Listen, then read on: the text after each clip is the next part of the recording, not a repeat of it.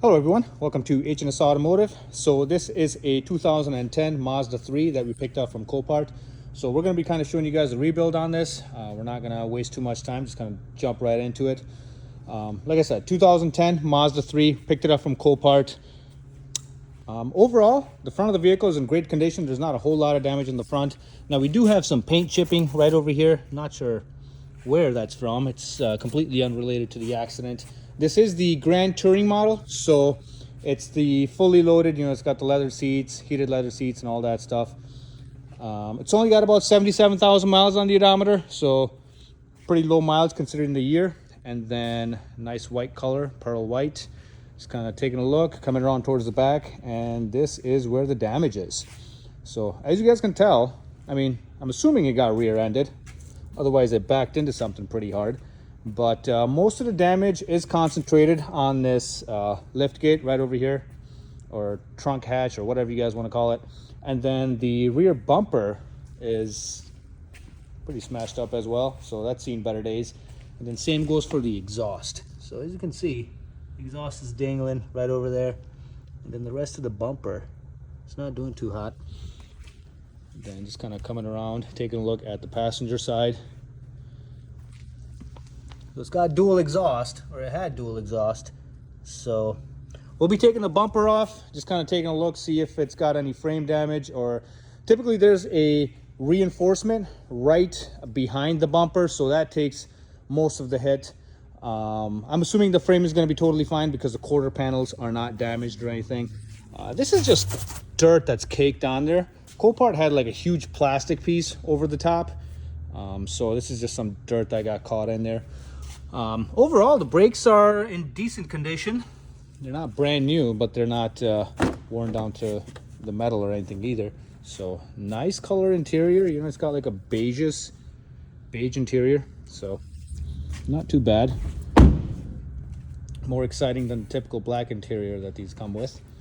And then just kind of taking a look over here, as you can tell, the doors were just kind of stuck on there. We haven't driven this at all, pretty much. We drove it about a mile from the auction just to kind of check it out, see how it ran. Ran good, at least for that mile. So here, just kind of checking it out. The leather is in very good condition. The driver's seat is a little bit worn, as you guys can see, but it's nothing crazy. So like I said, 2010, it's full of dust. There is so much dust caked onto this thing. I'll show you guys in the engine bay.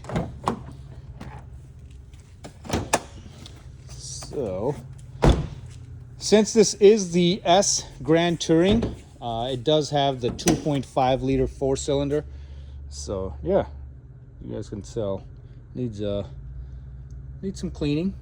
Now this dust, basically what happens is these cars sit at Copart for months on end, and it's not a paved lot or anything. It's just out in the open on a gravel lot, and this is basically the end result of it. So we'll do some cleaning, obviously, so we got our work cut out for us. So it's going to be a lot of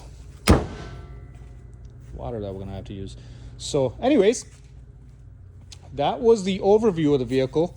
Now the tires are not new, but they're not horrible either, but there is some dry rotting right there, so we'll probably put some new shoes on this thing all around. The brakes are, at least the calipers seem to have been replaced at some point. So, all right. So without further ado, I'll show you guys the parts that we already have. Sitting right over here. So we got the rear trunk hatch. Now this is from a Sky Active model. Obviously this is not a Sky Active, but the trunk hatch should be the same. And then we do have the rear bumper as well. Now it's not brand new, these are used parts, but they should suffice for what we need it for. We'll get this baby on the lift and start checking it out. All right guys, so as you can see, we got the Mazda on the lift, so we're gonna start checking out the damage.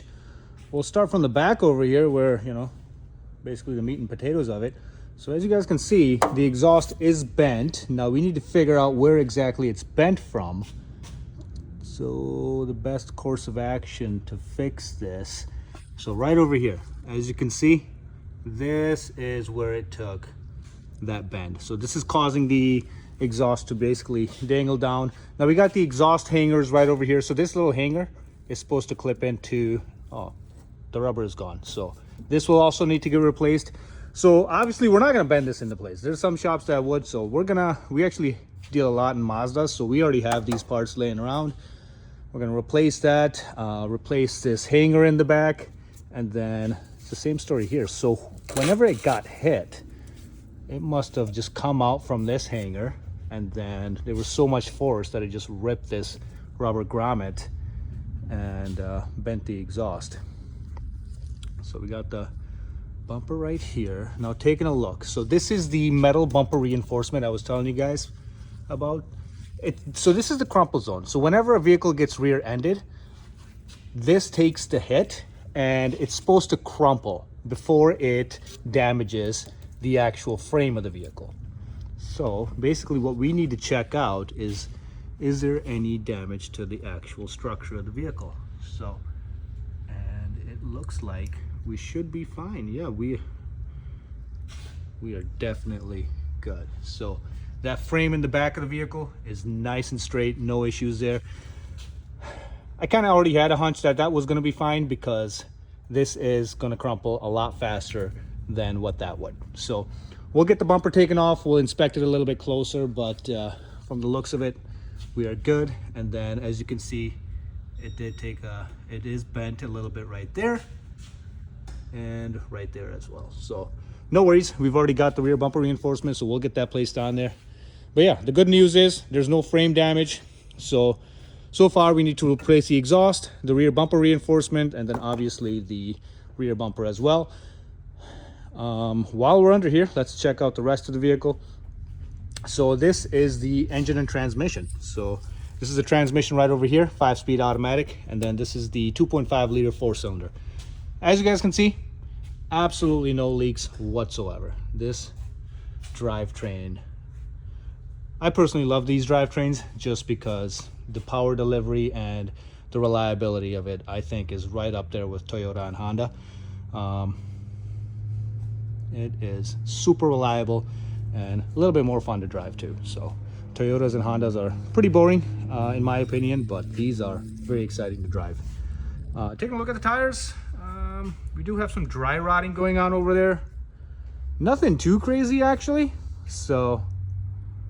but it is down to the wear mark, so we'll go ahead and replace these tires as well. It's still got the undershielding in place, that's good to see. Now just kind of checking out the rest of the vehicle. So these are the rocker panels. We're all the way in Wisconsin, so this vehicle is in great condition for where we are, especially with it being a 2010. We're going to 2026.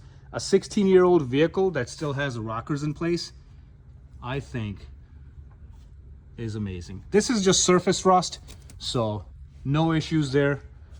The structure of this vehicle is in great condition. So right over here, we have the brake lines and the fuel lines running. And still got the factory coating on them, super nice. And then we got the subframe right here. And all of the exhaust shielding is in place as well. Honestly, this is a very, very nice vehicle. So this vehicle actually has a salvage title. Now, this is one of the questions I wanted to ask you guys. Now, we all have our opinions, which is totally fine. We're going to replace all the broken parts on this. Now, would you guys purchase this vehicle considering it has a salvage title? Now, this, in my opinion, is a lot cleaner than most of the clean title vehicles on the road that we have in Wisconsin. But yeah, we're going to fix all this damage, get it inspected by the Wisconsin State Patrol, and it's going to end up with a rebuild title. And in my opinion, this rebuild title vehicle is going to be a lot safer than most of the clean title vehicles that we have in Wisconsin. Especially considering that there's absolutely no rust issues. This is a rear suspension, no leaks. This is going to make somebody a very, very good vehicle, especially with it being under 100,000. It's going to be a good runner. All right, we'll get her on the ground and let's start taking some of this damage apart. So we get the Mazda back on the ground. I got the bumper undid from the bottom, so we're going to take it apart, see if the trunk opens. I haven't done this yet. Oh. Actually opens and closes very well. So, as you guys can tell, panel gaps are still nice and even. So that's another reason why we picked this vehicle up. Once you see that the panel gaps are nice and even, basically tells you that there's no structural damage on the vehicle. because if it would have crumpled the frame of the vehicle, these would be all off. So if you move one thing, everything else moves as well. So that's a trick that I use. So we got the trunk open nice and smooth, and a whole bunch of crap in here. So just kind of zoom it out.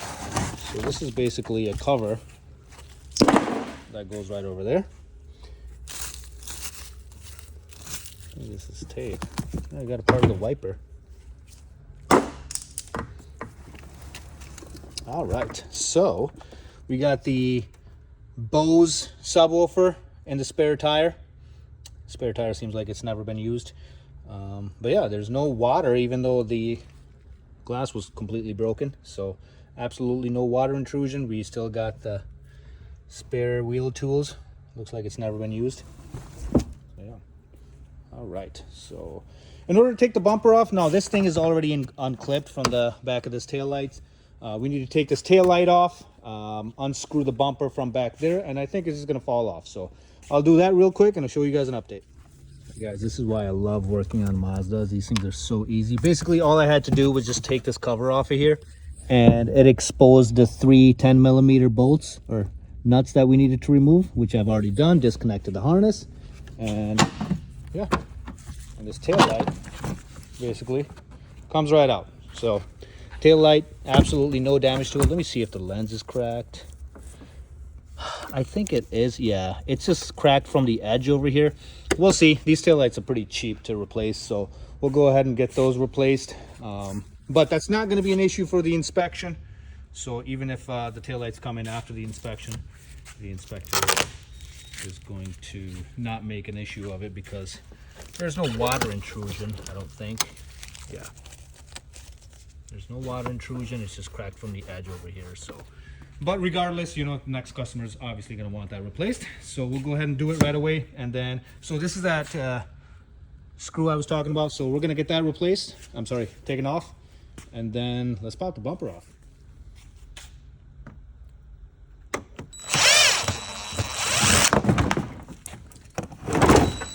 This off. All right.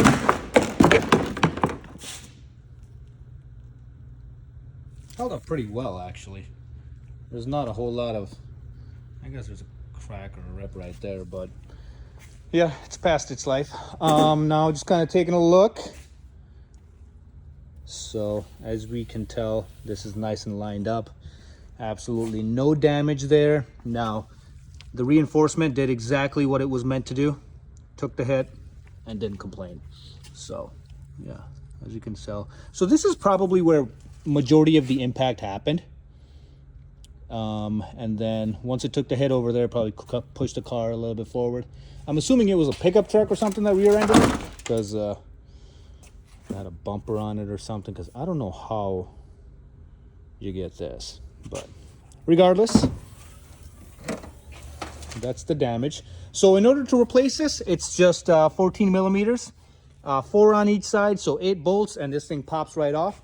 We got the replacement one somewhere over there. So once we line it up, I don't see why it wouldn't line up. If it doesn't line up, we got bigger problems. So let's get this popped off and the other one popped on.